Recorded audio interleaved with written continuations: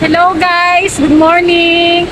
For today's video, ituturo ko po sa inyo kung paano puntahan ang Miracle Jewelry.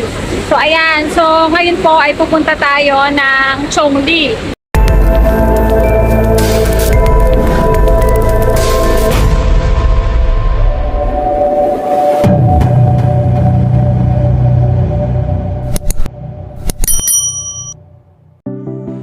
And guys, since na ang Miracle Jewelry Store ay located sa Chongli District, magbabiyahe po tayo from Taipei Main Station to Chongli District. So kung ikaw kabayan ay taga rito rin sa Taipei, punta ka lang dito sa likod ng Taipei Main Station kasi andirito yung mga bus na sasakyan natin papuntang Chongli District. And then guys, depende pa rin po sa inyo kung choice nyo rin po na mag-bus kasi pwede rin po tayong makarating ng Chongli na ang sasakyan po natin ay train.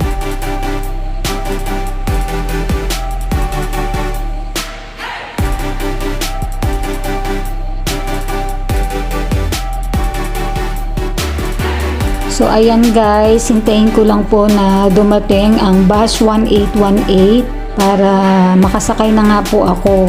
And since na maaga po akong umalis kanina sa bahay, hindi pa po ako naka-breakfast, kaya nag-decide din po ako na bumili muna o mag-take out ng aking breakfast sa McDonald's. And syempre, itong resibo, itatago ko po ito kasi iraraffle po yan ng Taiwan.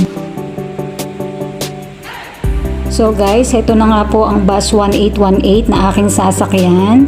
Samahan niyo po ako at panoorin niyo po ang video na to hanggang dulo para malaman niyo po kung paano puntahan ang Miracle Jewelry Store.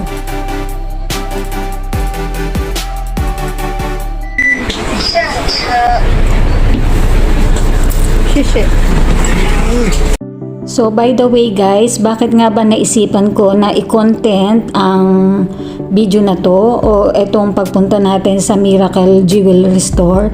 Kasi marami po tayong mga kababayan dito sa Taiwan na gustong bumili ng gold. Kasi ang gold po maganda po yung investment, kaso hindi po nila alam kung saan, kung anong lugar o kung anong store ang kanilang pupuntahan. So since na alam ko, kasi na-experience ko na rin bumili ng gold sa kanila, kaya ituturo ko po sa inyo ngayon kung paano ito puntahan. So guys, mapapansin nyo dito sa loob ng bus, di ba? 1, 2, and then dito po sa likod wala ng pasahero. So sasabihin ko na rin po sa inyo dito sa content ko na to na ito yung isang magandang system dito sa Taiwan pagdating po dito sa transportation, kasi na dito po sa bus kahit po iisa ang sakay, aalis at aalis po yan kasi meron po silang sinusunod na time frame.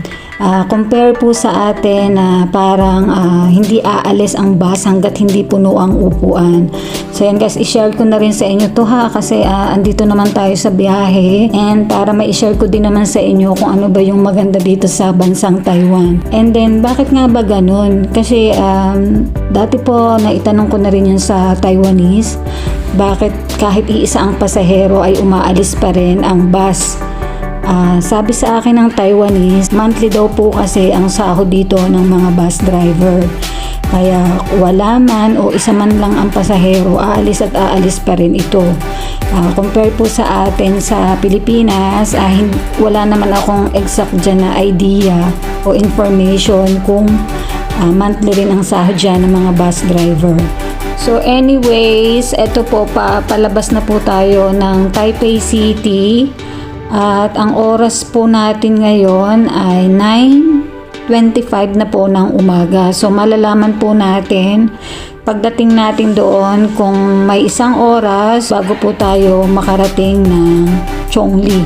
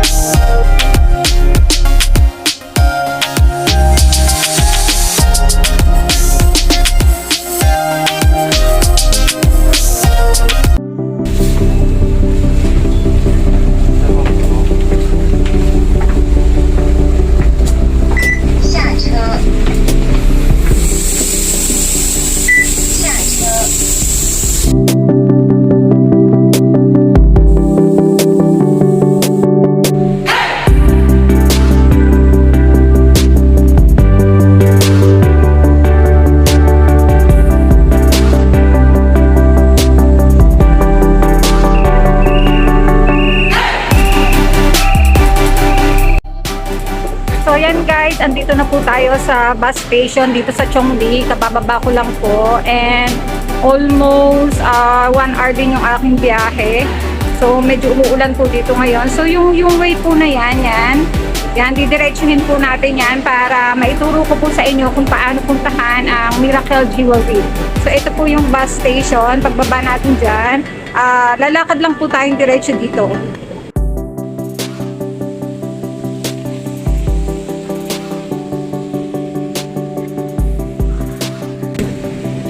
So, ayan guys, didiretsuhin lang po natin tong way na to.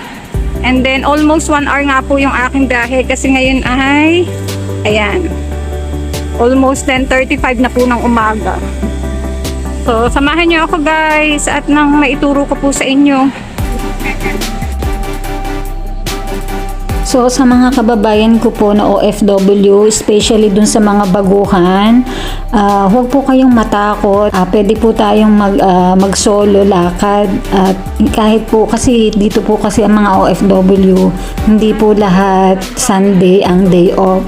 Tulad po ng sa akin, hindi po ako pwede ng Saturday and Sunday. So lagi kong ina-advise na pwede naman po kayong pumunta at huwag matakot na mag-isa kasi napaka-safe po dito sa Taiwan. And lahat po dito ng signboard, bukod po sa naka-Mandarin, meron na rin po ngayon na English translation. Kaya mas madali na po ngayon na mapuntahan ang isang lugar. Gagamit lang po tayo ng Google Map o kailangan meron po tayong matino na Wi-Fi. And since na maganda naman po dito ang Wi-Fi sa Taiwan, kaya alam ko hindi naman magkakaroon ng problema.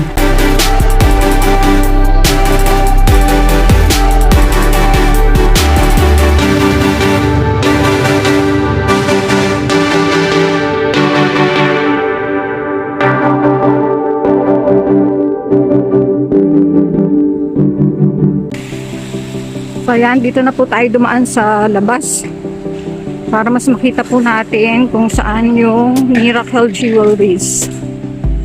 So sa mga kababayan ko po na naghahanap ng gold, kung gusto niyo pong mag-invest ng gold, makaipon, dito po sa Miracle Jewelry, madami pong magaganda. Tsaka medyo mura-mura po sa kanila ang presyo. So, straight lang po yan, guys.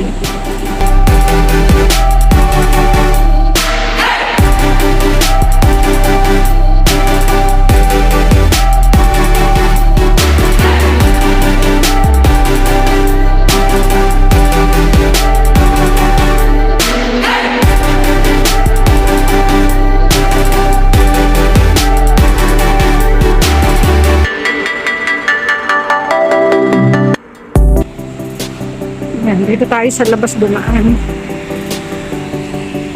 para makita natin yung jewelries, Miracle Jewelry. So, eto na po yun. Ayan, Miracle Gold. Ano siya ba? O diba? Ang dali lang niyang hanapin. Kasi po from here, mapapansin po natin na yun lang yung Chongli train station. Kaya madali lang po siyang hanapin. And by the way guys, napaka-accommodating po ng mga staff dito sa Miracle Gold. And ang isa pa pong advantage dito, meron po tayo na kapwa Pilipina na nag-a-assist po sa atin kung sakali po na mag-inquire o bumili po tayo ng gold. So I hope guys na nakatulong ang video ko na ito sa inyo. More invest, happy shopping! Even when you feel low, you can still go. Even when you feel slow, you can still go. Even when there's no hope, you can still go. I never answer to no, man, I still go.